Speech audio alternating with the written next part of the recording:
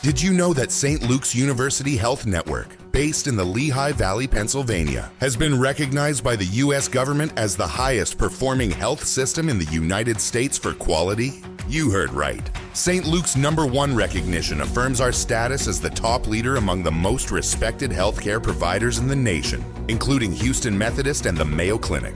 To state it simply, if you want to receive the best care when you go to a hospital, come to St. Luke's. Listen, all you New Yorkers.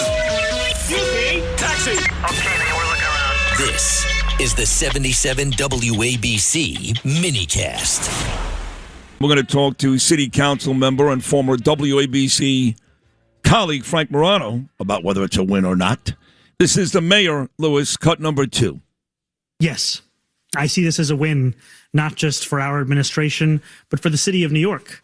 A win to ensure that the city is back on firm financial footing. It is. And it's doing so by taxing the rich, by creating a fairer relationship with Albany. Ew. All right, so he claims it's a win, and I think Frank Morano is actually smarter than he is. I don't care if he went to Brooklyn Tech, I really do. Frank, is the mayor right? $125 billion budget, one in which you guys in the city council have the power to say, nope, ain't going to happen here. From what you see, Frank Morano, is it a win for the mayor and New York City?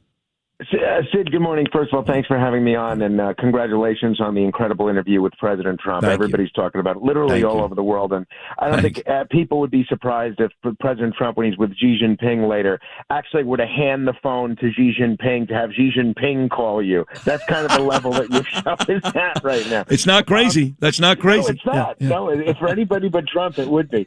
But so as far as this budget, this is just crazy. Everything about this is crazy. A few months ago, we were talking.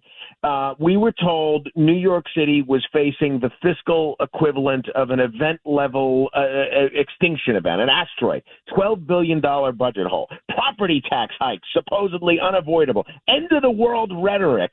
We're going to raid the rainy day fund, which is supposed to be only used for things like a major crisis.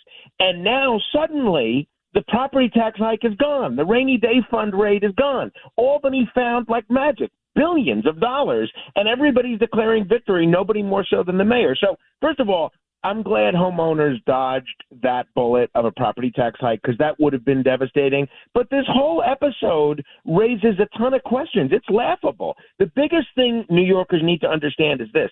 State money is not magic money. It's still taxpayer money. It's just routed through Albany first. So if somehow Governor Hochul found $4 billion to bribe the voters with. By the way, that would be $4 billion for this year. She actually found double it, $8 billion over a 2-year period. That's exactly right. And so don't shortchange your own math abilities. I saw you giving the disclaimer that you're not Larry Kudlow or Charles Gasparino.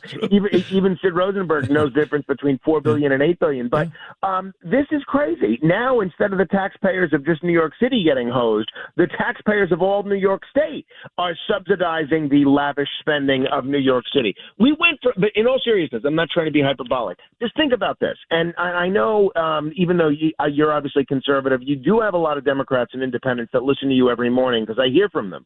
But think about this.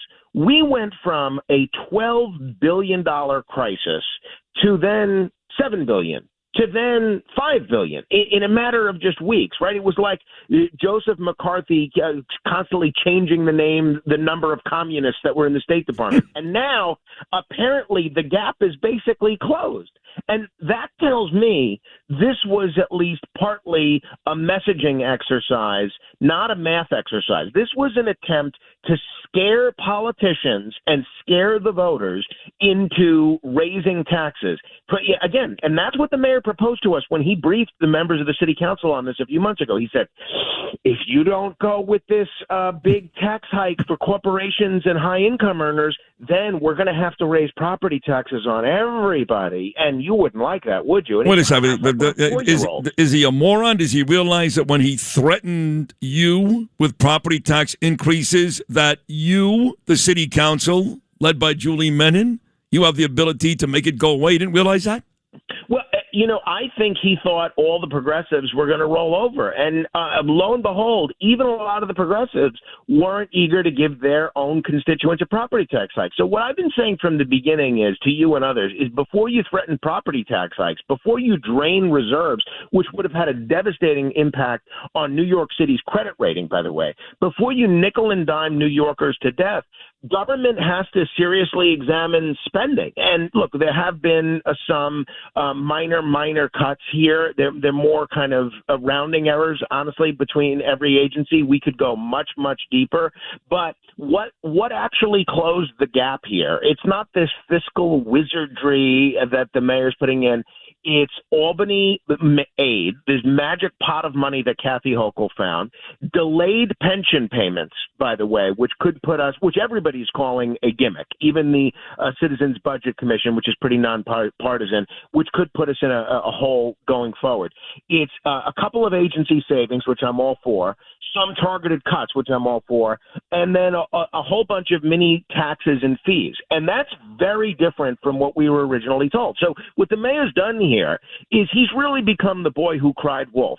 Nobody will ever take the mayor seriously, and I mean the public and politicians, in future budget briefings, because we now know he's going to say and threaten whatever he needs to in order to try to raise taxes. Just one quick point on the pension delay. That pension delay really does concern me. It's not as much as a massive property tax hike, but balancing today's budget by pushing pension costs into the future is basically handing the bill to future taxpayers. So people should be aware of that, and that's not something that a lot of people are talking about today. But the administration, they moved from panic mode to patchwork mode, and what we still need from both the city council, quite frankly, who I think has been pretty solid on this, and the mayor, is we need reform mode. Nobody's talking about reforming New York City's crazy spending process when that's what we need to do. Give me an example then, Frank, because you really are great and smart. Give me an example of reform mode. Give me something practical that you'd like to see the mayor do in the spirit of, quote, reform that would help the city.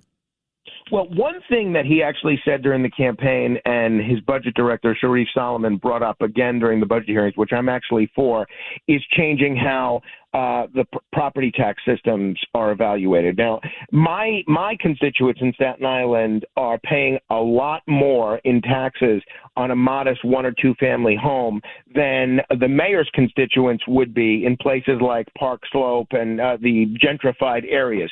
He said he wants to change that, and that's why it was so laughable to me that he won those neighborhoods so big, because the gist of his whole property tax plan, which was also Joe Borelli's property tax plan, by the way, is soaking those folks and having them pay more, and they were only too happy to vote for him. So that's one area where we've actually already agreed. But what I think we need to do beyond that is change the structure of government spending instead of lurching from crisis to crisis every budget season, because it's not unique to Mamdani. Adams did the same thing. So, for example, I think we need to eliminate thousands of long vacant positions that agencies admit they're never going to fill, but that's still in the budget.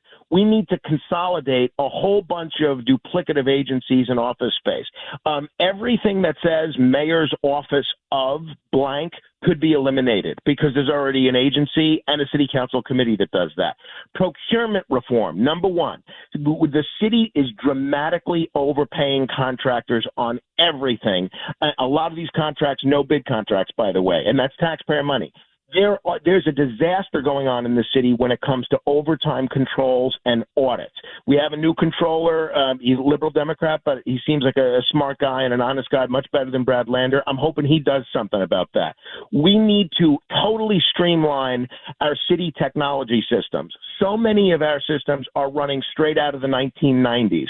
And most importantly, from Albany's perspective, is we need class size mandate relief from Albany. You know, I heard Mr. Novak in the last day or two, and I heard Noam last week talking about the dwindling public school enrollment numbers, and yet we're spending more than ever because they are mandating the class size to the tune of $1 billion.